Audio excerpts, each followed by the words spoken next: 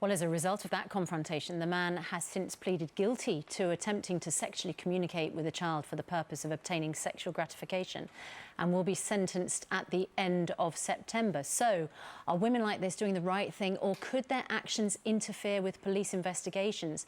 The two mums responsible join us in the studio this morning. They want to stay anonymous, and for this interview, we'll be calling them Julie and Paula. Julie, you set up this operation. Why did you do that when presumably this could be left to the police? We set the operation up because we didn't feel that the police were doing enough. And what do you do when you pose as children online?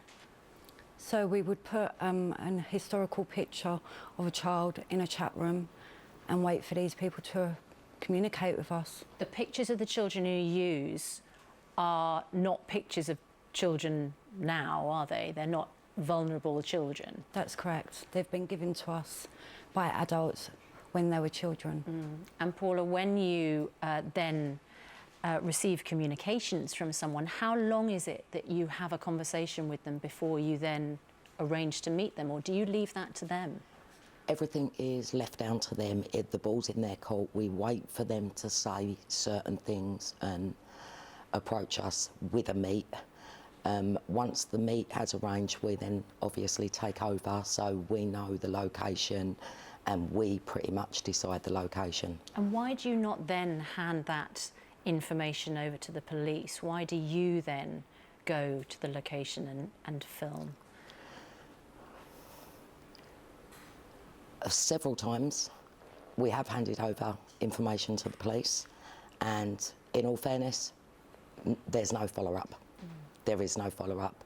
The easiest way for us to do it and get these people flagged up to the authorities is for us to go meet them, and then we instantly call the police. As soon as we arrive to the meet, we call the police, so we know the police are on their way. And Julie, how do you feel when you are communicating with these people online? It's really distressing as an adult. I can't imagine how a child would feel being put in that situation.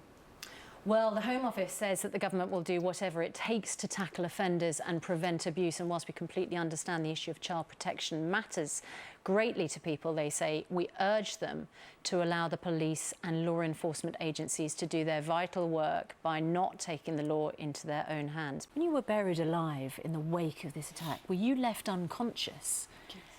So you came to sort of underneath dirt and debris. It was branches, ferns, shrubs were on top of me. When I first came around, it was just, I could hear my heart beating.